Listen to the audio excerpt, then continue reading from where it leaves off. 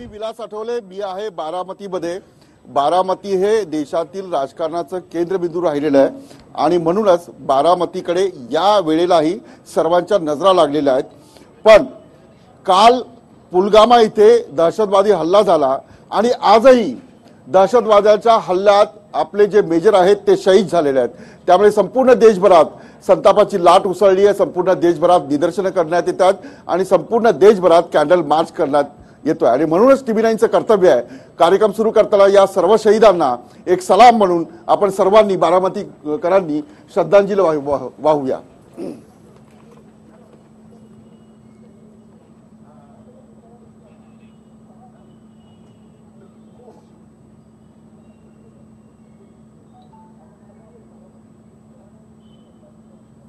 बसून घ्या। लाल किल्ला एक्सप्रेस मध्ये आपल्या सर्वांचं स्वागत। हे आहेत बारामतीकर आणि बारामतीकर यंदाच्या निवडणुकांमध्ये नेमकं काय करणार आहेत, खासदार कुणाला बनवणार आहेत, पंतप्रधानपदी कुणाला बनवणार आहेत, दहशतवादी हल्ल्याला तोंड देणारा कणखर पंतप्रधान कोण हवाय बारामतीकरांना, आणि सर्वात महत्वाचं की या वेळेला भाजपच्या अध्यक्षांपासून भाजपच्या सर्व नेत्यांपासून म्हणजे महाराष्ट्राच्या मुख्यमंत्र्यांपासून ते पंतप्रधानांचं लक्ष हे बारामती लोकसभा मतदारसंघाकडे। 42 जागांनंतर 43वी जागा जी आहे ती भाजपला हवी आहे आणि संपूर्ण महाराष्ट्रावर भाजप म्हणजे केंद्र सरकारमध्ये जे पक्ष आहेत त्यांना ही जिंकायची आहे। पण गेल्या 5 वर्षात या ठिकाणी सुप्रिया सुळे नरेंद्र मोदी यांची लाट असतानाही निवडून आल्या होत्या, पण 5 वर्षात त्यांनी मतदारांना काय दिलं आणि यावेळेला त्यांचा ट्रेंड काय याविषयीची मी चर्चा करणार आहे आणि स्थानिक प्रश्न जे आहेत ते काय आहेत यावर मी बोलणार आहे। राष्ट्रवादी काँग्रेसचे ज्या प्रवक्ता म्हणून इथे आलेले मला सांगा 5 वर्षात बारामतीचे जे प्रश्न होते मोजून 3 प्रश्न महत्वाचे कुठले सुटले सांगा। एक तर रेल्वेचं विद्युतीकरण जे होतं ते पूर्ण झालेलं आहे। परत पाणी योजना ज्या आहेत केंद्र लेवलच्या ते 340 कोटी रुपये मंजूर झालेले आहेत आणि वयोश्री म्हणून जी योजना आहे जी केंद्र सरकारने राबवली त्याच्यात वाराणसीपेक्षा जास्त बारामती लोकसभा मतदार आघाडीवर राहिलेला आहे आणि ज्येष्ठ लोकांसाठी जी योजना पोहोचलेली आहे ती जवळजवळ 12,500 लोकांचा आलेख आम्ही गाठलेला आहे, जिथे बारामती देशात 1 नंबरला आहे। असे अनेक प्रश्न आहेत की जे सोडवण्याचा प्रयत्न खासदार सुप्रियाताई सुळे करतायत। किंबहुना केंद्रात तुम्हाला सगळ्यांनाच माहिती आहे संसद रत्न पुरस्कार सलग 6 वेळा ताईंना मिळालेला आहे, युनिसेफचा पुरस्कार मिळालेला आहे, असे अनेक पुरस्कार संसदेमध्ये संसद रत्न हा पुरस्कार मिळाला, पण मतदारांना नेमकं काय मिळालं ही चर्चा करतोय। मागच्या वेळेला 2 नंबरला जो पक्ष होता महादेव जानकर इथे होते, मला सांगा यांनी जे सांगितलं त्यांचं स्टेटस काय आणि काय प्रश्न सोडवायला पाहिजे होते एक खासदार म्हणून। या मतदारसंघातले कुठलेही प्रश्न सुटले नाहीत। जे 50 वर्षांमध्ये प्रश्न होते ते या मोदी सरकारने या 5 वर्षांमध्ये सोडवण्याचा प्रयत्न केला। बारामती तालुका असेल, पुरंदर तालुका असेल, इंदापूर तालुका असेल, या तालुक्यामधील 40 गावं पाण्यापासून अजूनही वंचित आहेत। तो मोदी सरकारने सोडवण्याचा प्रयत्न केला। पुरंदर योजना असेल, ज्या योजना निर्माण केल्या त्या योजनेच्या माध्यमातून या गावांना पाणी पुरवठा केला जातो, परंतु 50 वर्षांमध्ये या गावामध्ये कुठलाही प्रश्न सुटला नाही। जो इंग्रजांनी कॅनल आणला, जो निसर्गाने नदीचा जो सोर्स दिलाय त्या भागातला फक्त विकास झालेला आहे, पाण्याचा प्रश्न सुटला नाही, अजिबात सुटलेला नाहीये। 40 गावं साहेब परवाच्या पुढारीला बातमी काळ खैरेवाडी गावामध्ये बारामती तालुक्यातील 10 दिवसातून पाणी सुटते, ही बारामती तालुक्याची अवस्था झालेली आहे। ठीक आहे, आता मला हे सांगा की 10 दिवसात पाणी येतं हे खरं आहे का? ज्यांना खरं आहे त्यांनी हात वरती करा। खोटं आहे? चला चला खरं नाही ते आता खोटं आहे हे नंतर बोला, पण जे खरं आहे त्यांनी तर हात वरती करा। कुणाला वाटतं हे खरं आहे? चला खरं आहे, 10 दिवसांनी पाणी येतं बारामतीमध्ये, इंदापूर असेल आणखी खोटे जानकर साहेबांनी काय केलं? जानकर साहेबांनी काय केलं? ठीक आहे जानकर मी त्यांना विचारतो, नाही मी विचारतो त्यांना, मी त्यांना विचारतो मला सांगा काय पाणी येतं की 10 दिवसांनी पाणी येतं की नाही येतं? नाही येत। चला तुम्ही असत्य बोलताय, चला शिवसेनेकडे मला सांगा काय स्टेटस आहे काय? म्हणजे हे जे बोलले की पाण्याचा प्रश्न जो आहे ब्रिटिश काळी सुरुवातीला मला सांगायचं आहे की खासदार जो निवडून दिला जातो ते एका शहरासाठी नाही किंवा एका तालुक्यासाठी नाही, हा 6 तालुक्याचा खासदार असतो। 6 तालुक्याचा खासदार असताना ताईंनी सांगितलं की रेल्वेचं विद्युतीकरणाचं काम झालं, कुठलं झालं ते त्यांनी सांगावं. दुसरा मुद्दा, लोणंद बारामती जो जोड रस्त्याचा रेल्वेचा जो मार्ग आहे आजही तो काम प्रलंबित आहे. आणि संपूर्ण 6 लोकसभा मतदारसंघामध्ये कुठलं त्यांनी एक असं मोठं काम केलं की त्या प्रकल्पाचं नाव सांगावं, एकही काम झालं सांगा. दौंड पुणे विद्युतीकरण पूर्ण झालेलं आहे आणि बारामती दौंड हे विद्युतीकरण चालू आहे. नीरा स्टेशन डेव्हलप करण्यासाठी निधी आलेला आहे. जेजुरी स्टेशन येण्यासाठी निधी डेव्हलप झालेला निधी आलेला आहे. आमच्याकडे पुरावे आहेत. त्यांनी आता पुढारीचा उल्लेख केला. माझं असं म्हणणं आहे त्यांनी सांगावं, जे पेपरला बातम्या येतात त्या सगळ्या खऱ्याच असतात. कारण त्यांनी कॅबिनेटमध्ये रासपने सांगितलं होतं, पहिल्या कॅबिनेटमध्ये आम्ही धनगर समाजाला आरक्षण देऊ, ज्या बांधवांना देऊ. हीच बातमी पुढारीने पण लावली होती, ती खरी आहे का त्यांनी? चला ठीक आहे, मी धनगर आरक्षणावर येतो कारण इकडे सर्वांचं लक्ष आहे. आता मला सांगा काय खरं हो, म्हणजे रेल्वेचं काम झालंय की नाही झालंय की थोडं पुढे गेलं? आता हे म्हणतात पुरावे आहेत आमच्याकडे. नाही बोल, ठीक आहे. आमचा बारामतीचा खासदार जे आहे ना तो मोदींची बारकी बहीण आहे. हे पाण्याचा प्रश्न खराच आहे, बारामतीत पाणी नाही. आणि हे पुणे बारामती विद्युतीकरण सांगतात 14 फेब्रुवारी 2014 माननीय पवार साहेबांनी दौंड मोरीचं काम केलं. त्याच्या उद्घाटनाचा अध्यक्ष अजितदादा होता आणि उपस्थितीत सुप्रियाताई सुळे होते. ह्या 14 फेब्रुवारीला 5 वर्ष पूर्ण झाले म्हणून राष्ट्रवादी काँग्रेस पक्षाचे माजी खासदार रमेश आप्पा थोरात हे स्वतःच उपोषणाला बसले होते. हे सुप्रिया सुळेंच्या विरोधात आहे. हे सुप्रिया सुळेंच्या विरोधात आहे. हे सुप्रिया सुळेंच्या विरोधात आहे. हे खासदारांचा विषय आहे. हा विषय खासदारांचा आहे. रेल्वेचा हा प्रश्नच. हे राष्ट्रवादीचे आमदार आहेत, हे माझे आमदार आहेत आणि हे उपोषणाला चला बसले ठीक 5 आहे. वर्ष आता रासपमुळे हे बसलेत असं तुमचं म्हणणं आहे. चला ठीक आहे, ठीक आहे. मी एक छोटा ब्रेक घेतो, अगदी थोडक्यात. 14 कोटी रुपये खासदार सुप्रियाताई सुळेंनी कुरकुम मोरीसाठी आणले. त्याचं भूमिपूजन चाललं. हे पवार साहेबांच्या नेतृत्वात ह्याच्याखाली झालं. परंतु चला ठीक आहे, ठीक आहे. सहयोगी पक्ष आता बारामतीमध्ये 14 चला मला ब्रेक घ्यायचा. ठीक आहे, मी येतो. मी एक छोटा ब्रेक घेतो. पण चर्चा चांगली होते, एकमेकांवर आरोप होत आहेत, प्रत्यारोप होत आहेत. सगळ्या पक्षाचे कार्यकर्ते आहेत, शिवसेनेची आहेत, भाजपचे फक्त नाराज होऊन गेलेले आहेत. पण भाजपचा सहयोगी पक्ष जो आहे तो इथे आहे. मी चर्चा सुरू ठेवणार आहे. एक छोटासा ब्रेक. पाहत राहा TV9 मराठी.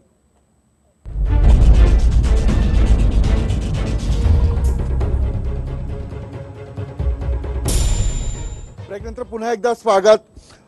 या सेगमेंटमध्ये मी जे पक्षाचे कार्यकर्ते नाही आहेत त्यांची मतं मी घेत असतो आणि या मतांमधून कळतं की नेमकं काय स्थानिक प्रश्न आहेत, काय मुद्दे आहेत. मला हात वरती करून सांगा, जो कुठल्याही पक्षाचा नाही असं कोण आहे मला सांगा. ही चर्चा झाली, आता उभे राहा तुम्ही.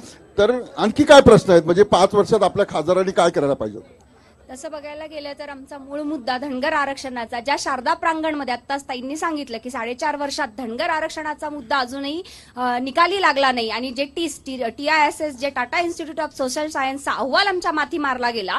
परंतु याच प्रांगणामध्ये आजचे मुख्यमंत्री आणि त्यावेळेसचे प्रदेशाध्यक्ष देवेंद्रजी फडणवीस साहेबांनी इथंच आश्वासन दिलं होतं की पहिल्याच कॅबिनेटमध्ये 15 दिवसात आम्ही आरक्षण लागू करू. परंतु ते आजपर्यंत काही झालं नाही. आणि कोण जबाबदार आहे वाटतं, म्हणजे कोण? राज्य सरकार जबाबदार आहे की राजकीय परिस्थिती जबाबदार आहे? काय राजकीय परिस्थिती आणि राज्य सरकार सुद्धा जबाबदार आहे. केंद्रीय मंत्री पाटसकर असताना म्हणजे 10 सप्टेंबर 1956चा लोकसभा बिल आहे, ज्या लोकसभा बिलनुसार केंद्र शासनाने असा अध्यादेश काढला होता की प्रत्येक राज्य सरकारने घटना दुरुस्तीसाठी बिल पुढे पाठवावं. परंतु आजपर्यंत कुठल्याही राज्य बिल सेंटर पण ते गेलंच नाहीये. चला ठीक आहे, धनगर आरक्षणाचा खूप मोठा मुद्दा आहे कारण याच मुद्द्यावर कदाचित इथली निवडणूक लढवली जाईल. कुठल्या पक्षाचे आहात तुम्ही? नक्की बघा, मतदार आहे. काँग्रेसचे आहात? राष्ट्रवादीचे आहात? नाही ना? पक्का आहे का कुठल्या पक्षाचे? बरं मला सांगा, इतर काय मुद्दे आहेत? म्हणजे जेव्हा आपण लोकसभेचा विचार करतो की आपलं लोकसभा मतदारसंघ हा इतरांपेक्षा वेगळा पाहिजे, काय मुद्दे सुटायला पाहिजे होते? सांग. बारामती तालुक्यामध्ये आणि बारामती लोकसभा मतदारसंघामध्ये असा कुठलाही मुद्दा आमच्या खासदारांनी ठेवलेला नाहीये. आणि आमच्या राष्ट्रवादीचे आहात तुम्ही? नाहीये. बारामती तालुका आणि याच्यामधले जे बारामती लोकसभा मतदारसंघामध्ये कुठल्याही प्रकारचे काम राहिलेलं नाहीये. मोठ्या प्रमाणामध्ये कामात चालू आहेत. कामं चालू आहे. चला ठीक आहे. आता तुम्ही कुठल्या पक्षाचे, खरं बोलायचं हा, नाही तर दिवसभर चालवणार मी ते. हा उभं राहा. मला सांगा शेतकऱ्यांची काय अवस्था आहे? जे 6,000 रुपये दिले केंद्र सरकारने ते पुरेसे आहेत? नाही, ती फसवणूक झाली नाही सगळी. ती शेतकऱ्यांची फसवणूक झालेली आहे. फसवणूक झाली. काय करायला पाहिजे? शेतकऱ्यांना जे कमीत कमी रोजगार मिळतो का मजुराला, कमीत कमी आता 300 ते 350 तरी कमीत कमी रोजगार आहे. त्या माध्यमातून शेतकऱ्यांच्या जी पूर्तता व्हायला पाहिजे होते त्या पद्धतीने झाली नाही.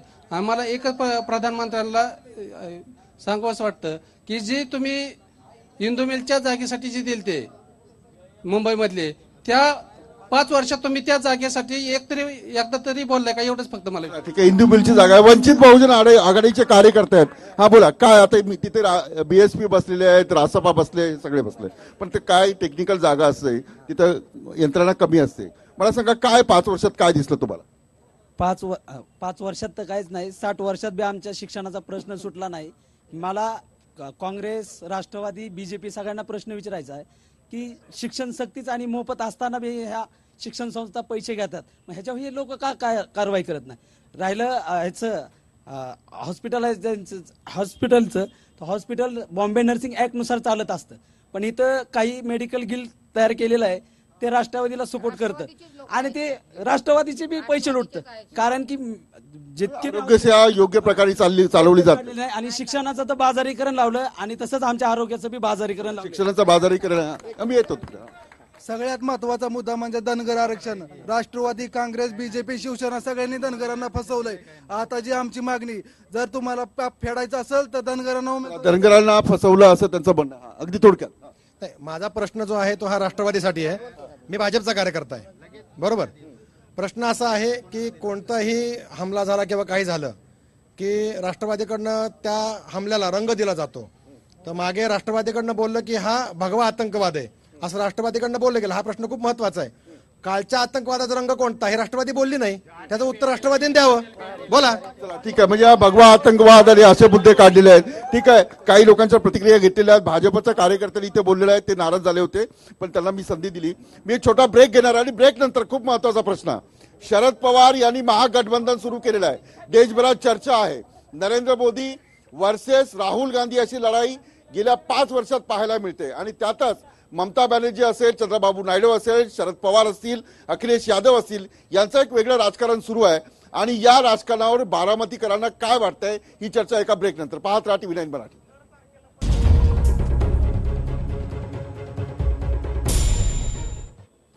ब्रेक नंतर पुन्हा एकदा स्वागत. गेल्या 5 वर्षापासून नरेंद्र मोदी वर्सेस राहुल गांधी अशा प्रकारची लढाई पाहायला मिळते.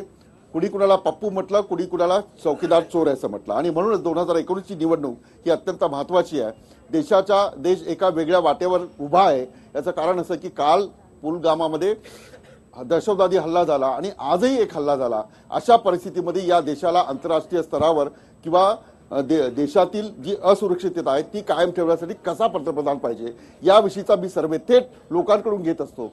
काही पक्षाचे कार्यकर्ते जास्त असतात, पण जे पक्षाचे कार्यकर्ते नाही आहेत त्यांची मतही मी जाणून घेत असतो. मलाही सांगा, तुम्ही बारामतीकर आहात, किती लोकांना वाटतं की शरद पवार हे पंतप्रधान झाले पाहिजे? सगळ्यांना वाटतं. आता हात खाली, आता हात खाली, आता हात खाली, हात खाली. हा आता आवाज नाही करायचा. आता माझा ठीक आहे. आता माझा वेगळा प्रश्न आहे. ठीक आहे, हे झालं तुमचं बात. किती लोकांना वाटतं नरेंद्र मोदी पुन्हा पंतप्रधान झाले पाहिजे? नाही आता नाही, आवाज नाही करत, आवाज नाही. आता इतरांनी आवाज केला का? आवाज नाही. ज्यांना वाटतं तरी किती लोकांना वाटतं नरेंद्र मोदी पंतप्रधान झाले पाहिजे? चला ठीक आहे, हात खाली. आता किती लोकांना वाटतं? आवाज नाही करायचा. मी खूप लोकांमधला सर्वे घेतोय. मी तुम्हालाही संधी देतो, पण मी जेव्हा प्रश्न विचारत असतो तेव्हा तुम्ही मला संधी दिली पाहिजे. किती लोकांना वाटतं राहुल गांधी पंतप्रधान झाले पाहिजे? म्हणजे काँग्रेस बरोबर आघाडी करणार पण राहुल गांधीला पंतप्रधान होऊ देणार नाही, असं आहे का? चला, मी आता म्हणून काँग्रेस पक्षाची जे मला सांगा, काय बारामतीमध्ये जे मतदार राष्ट्रवादी काँग्रेसचा उमेदवार आहे, पण ही महाआघाडी कशी जाईल पुढे? महागठबंधन कसं जाईल पुढे? देशाच्या लेवलवर हे गठबंधन फार मोठ्या प्रमाणे पुढे जाणार आहे.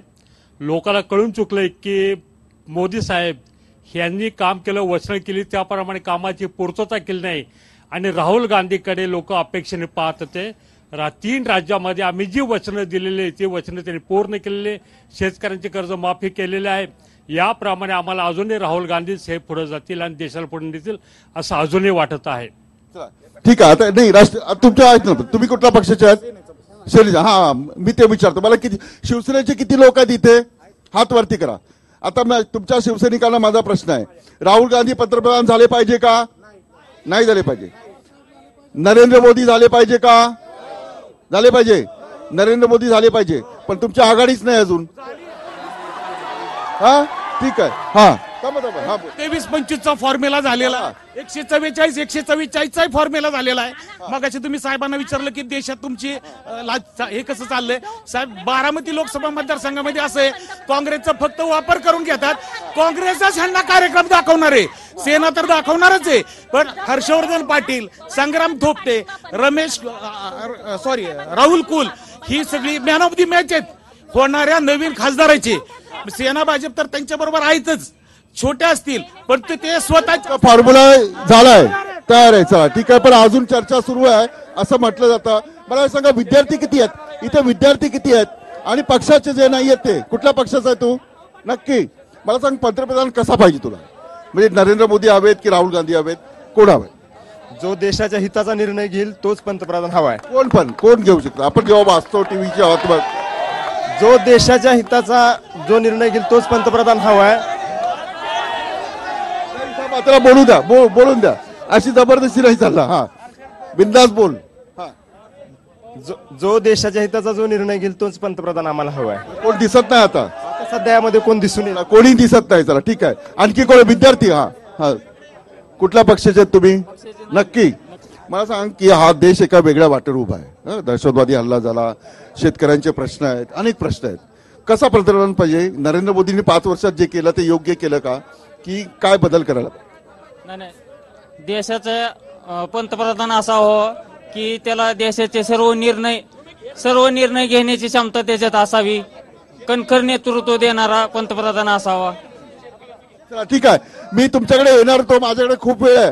हे शेतकरी संघटनेचे नेते आहेत, नाराज होऊन जात होते, पण मी तुमच्याकडे येणार होतो. मी एकाच वेळा अनेकांकडे येणार नाही. आता माझा प्रश्न आहे, माझा तुम्हाला प्रश्न आहे. एकूण माझा प्रश्न या सगळ्या लोकांना मी विचारला, आपण मतदानही घेतलं, ठीक आहे. मला हे सांगा, गेल्या 5 वर्षात शेतकऱ्यांसाठी जे काम झालं ते कसं झालं? योग्य झालं? कसं झालं? अजिबात योग्य झालं नाही. मागचं सरकार शेतकऱ्यांसाठी काही करत नव्हतं, म्हणून ह्या सरकारला आम्ही बीजेपी असेल, सेना असेल ह्यांच्या बरोबर गेलो. मग मागचा त्रास देतोय म्हणून ह्यांच्या बरोबर गेलो, तर ह्यांनी त्यांच्यापेक्षा जास्त त्रास दिला. सांगायचा उद्देश असा की गेल्या सरकारने आतापर्यंत जे कारखाने विकलेले आहेत त्याची 9,656 एकर जमीन ठराविक जणांनीच जुमलेगिरी करून घेतलेली. काहींनी 9 कोटीला घेतलाय, काहींनी 32 कोटी. त्याची चौकशी चालू आहे आणि आज चौकशी चालू असताना कालच हायकोर्टाने त्याचा निर्णय दिलेला आहे.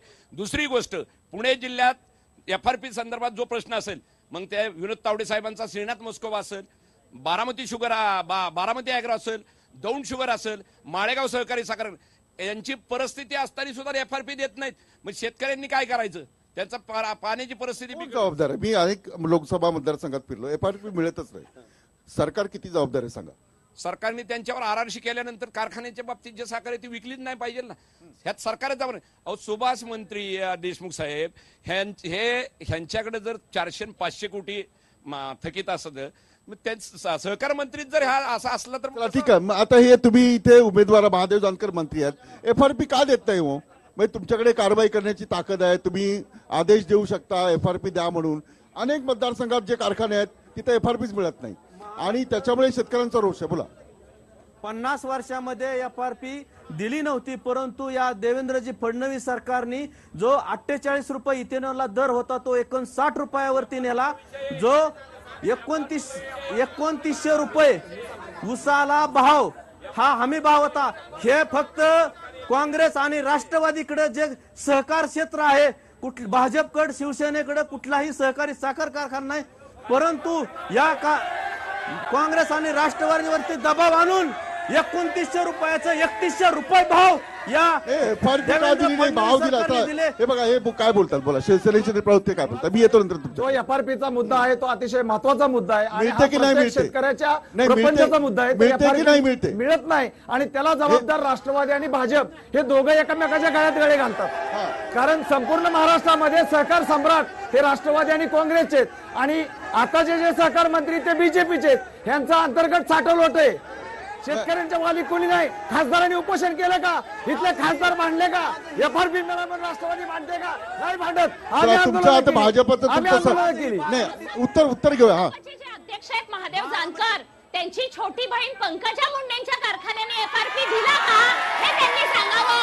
सुभाष देशमुख जे सरकारमधले आहेत त्यांचं दिलं का? आणि दुसरं दुधाला 5 रुपये अनुदान डिक्लेअर करून 6 महिने झाले. देशामध्ये कुठल्याही राज्याने अनुदान दिलं नाही. माननीय महादेव जानकर साहेबांनी काय केलं? राष्ट्रवादीने आंदोलन केलं का? खासदार उतरले का? नाही उतरले. आम्ही उतरलो. ह्यांनी काय केलं? ह्यांनी काय केलं आंदोलन? ह्यांनी आंदोलन केलं का? खासदारांनी आंदोलन केलं का? राष्ट्रवादी कुठे गेली? सुभाष देशमुख यांचा कारखाना आहे, पंकजा मुंडेंचा कारखाना आहे, राष्ट्रवादीचा कारखाना आहे, काँग्रेसचा कारखाना आहे. एफआरपी काय मिळत नाही. एफआरपी काय मिळत नाही. हा ठीक आहे, बोला. आता मला सांगा, हे एकमेकांवर ढकलतात. सरकारची किती मोठी जबाबदारी असते? कारखाना कुठल्याही पक्षाचा असो, पक्षाच्या नेत्याचा असो, पण सरकारची काय जबाबदारी असते? बोला. आता हे जर बोला राष्ट्रवादी बोला बोलू देत बोला बोला तिकिटासाठी त्यांचा आवाज जात नाही. बोला बोला बोला बोला. हे मला सांगा, ही एकच बापाची औलाद आहेत. एक मावशीचा आणि एक चौथीचा आहे. पवार साहेब पूर्तीच्या कारखान्याच्या उद्घाटनाला जातात आणि ते इकडे येतात. 1200 रुपये माळेगावनी भाव दिल्यानंतर उत्तर प्रदेशात बीएसपीचं सरकार होतं 1800 दिला. आता हे 2900 सांगतात. 3400 भाव बहुजन समाज पार्टीने दिलता. कारण त्या शेतकऱ्यांची वरची कमाई बहुजन समाज पार्टी खात नाही, तर ती शेतकऱ्यांच्या महाराष्ट्रात मला सांगा देतच नाही. ते कोण जबाबदार आहे? ठीक आहे, मला सांगा. शिवसेना ही सत्तेत आहे, कोण जबाबदार? मी येतो. ह्याला बीजेपी राष्ट्रवादीवाले जबाबदार आहेत. कारण यांच्या दोघांचे कारखाने आहेत. काँग्रेसवाल्यांचे कारखाने आहेत आणि सैन्यवाल्यांचे कारखाने आहेत. चला ठीक आहे, चला. हा हा निवडून येतोय आणि जानकर मंत्री होते आणि दुधाला भाव दे नाही. ठीक आहे, मी येतो. दुधाच्या भावावर येतो. हा आता हे एकमेकांवर ढकलतात. दुधाच्या भावाचे बी जुमलेगिरी ह्या सरकारने केलेली. खासदार राजू शेट्टी ज्यावेळेस उपोषणाला बसले त्यावेळेस दिलं. आज एफआरपीचा प्रश्न इतका महत्वाचा आहे. ह्याच्यात जसं काळे वकिलांनी सांगितलं तसे यात सगळे जबाबदार आहेत. कारण का कारखानदार कोण आहेत हे बी बघितलं पाहिजे. मग आज इलेक्शन तोंडावर असताना खाजगी ज्यांचे कारखाने आहेत, मुंडे साहेबांचे का पंकजाताईंचा कारखाना, सगळ्याच पक्षाचं बनायचं. सगळे आहेत. गडकरी साहेबांचा आहे, परत तुम्हाला सांगतो सुभाष देशमुख साहेबांचा आहे, अजित पवार साहेबांचा आहे, राजूदादा पवार साहेबांचा आहे, माळेगाव सहकारातला. म्हणजे जे सगळे कारखाने मिळून तुम्ही असं ठरवलंय का शेतकऱ्यांना मारायचं? मग ह्यात सगळे पक्ष जबाबदार आहेत. ह्या सरकारने आरआरसी जी केलेली त्या ठिकाणी दिलंच पाहिजे. मग ज्या कारखान्यावर एफआरपी दिली जात नाही त्या कारखान्यावर ह्या शासनाने ताबडतोब कारवाई केली पाहिजे आणि दिली पाहिजे. चला ठीक आहे. हा अगदी थोडक्यात. मान्य चंद्रजी पवार साहेब व अजितदादा पवार साहेब व सुप्रियाता यांच्या नेतृत्वाखाली श्री सोमेश्वर सहकारी साखर कारखान्याच्या मार्गदर्शनाखाली चालतो. आम्ही गेल्या वर्षी सगळी एफआरपी दिलेली आहे. चालू एफआरपी 2220 रुपये आम्ही दिलेली. ज्या महाराष्ट्रात भारतात कुणीही एफआरपी दिलेली नाही. सोमेश्वर सहकारी साखर कारखाना आणि अजितदादांच्या नेतृत्वाखाली सोमेश्वर कारखाना चाललेला आहे आणि पैशाची उपलब्ध झाल्यावर राहिलेले पैसे आम्ही कारखाना बंद व्हायच्या देणार आहे. आणि 17 कारखान्यांनी एफआरपी दिली. मग जे 17 कारखान्यांनी एफआरपी दिली, जे सक्षम कारखाने तुम्ही का देत नाही? मग ज्या कारखान्यांनी एफआरपी दिली नाही त्याच्यावर कारवाई झाली. मग सोमेश्वर जर सक्षम आहे तर तुम्ही एफआरपी का देत नाही? ठीक आहे, सोमेश्वर सक्षम आहे तर एफआरपी का? तू हात वरती करतोय म्हणजे काय या मुद्द्यावर बोलायचं की वेगळ्या मुद्द्यावरती बोलायचे? काँग्रेस, राष्ट्रवादी आणि भाजप हे तिन्ही पक्ष भांडवलशाही आणि भांडवलदार आहेत आणि विषमतावादी विचाराचे आहेत. तर मला एवढंच म्हणायचंय, बहन कुमारी मायावतीजी यांना भारताचं पंतप्रधान करून सर्वसामान्य नागरिकांना देशाचा राजा बनवा एवढी इच्छा व्यक्त करतो. मायावतींना पंतप्रधान केलं पाहिजे असं तुमचं म्हणणं. ठीक आहे, शिवसेनेचे ठीक आहे. हा राष्ट्रवादीचे कार्यकर्ते झाले, आता तुम्ही एक. हा साहेब, एफआरपीचा जे मुद्दा आता उपस्थित झाला, हा मुद्दा 15 वर्षापूर्वी माननीय शरद पवार साहेबांनी सांगितलं होतं की ह्या महाराष्ट्रात सहकारी साखर कारखान्यांचं खाजगीकरण होऊ देणार नाही. त्यावेळेस रिलायन्सवाला कुरकुममध्ये खासगी कारखाना टाकत होता आणि सहकारी साखरांपेक्षा 500 रुपये भाव जास्त दिला होता. त्यावेळेस पवार साहेबांनी खासगीकरणाला विरोध केला आणि एक 2-3 वर्षांनी सगळे खासगी कारखाने कोणाचे झाले तुम्ही चौकशी करून बघा, सगळे त्यांच्याच फॅमिलीचे खासगी कारखाने झालेत. त्यामुळं सहकारी साखर कारखाना मोडीत निघाला. या देशातील शेतकऱ्यांना खरा न्याय द्यायचा असेल, या देशातील शेतकऱ्यांना खरा न्याय द्यायचा असेल तर शरद पवार साहेब हेच पंतप्रधान झाले पाहिजेत आणि त्यांच्याशिवाय कुठलाही विकास होणार नाही हे मी ठीक आहे. हा, अगदी थोडक्यात. आज देश लेवलला FRPचा जो प्रश्न निर्माण झालाय त्यामध्ये सजग माणूस केंद्रामध्ये नसल्यामुळं, आयात निर्यात धोरण स्पष्ट नसल्यामुळं, अनुभवी माणूस नसल्यामुळं महाराष्ट्रात हा FRPचा प्रश्न निर्माण झालाय. तर संरक्षण मंत्री म्हणून पवार साहेबांनी जबाबदारी स्वीकारली होती, कृषी मंत्री म्हणून पण जबाबदारी स्वीकारली होती. ह्या दोन्ही सगळ्या गोष्टीचा पवार साहेबांना अनुभव आहे. तर भावी देशाचा पवार साहेब पंतप्रधान म्हणून आम्ही पाहतो आणि 2019च्या निवडणुकीमध्ये ते स्वप्न आमचं निश्चितच साकार होईल. 2019ला शरद पवार पंतप्रधान म्हणून बारामतीकर त्यांना पाहतायत. मी छोटा ब्रेक घेणार आहे, ब्रेक नंतर ही चर्चा सुरू राहील. पुन्हा एकदा स्वागत. माझा हा शेवटचा सेगमेंट आहे आणि याच्यामध्ये जे स्टेजवर आहेत त्यांना मी एकही प्रश्न विचारत नाही, पण जे लोक आहेत त्यांना मी संधी देत असतो. अनेक वेगळ्या प्रश्न, आतापर्यंत जी चर्चा झाली त्यापेक्षा वेगळा प्रश्न मला सांगा की काय बारामती तुम्हाला कशी हवी आहे मला सांगा.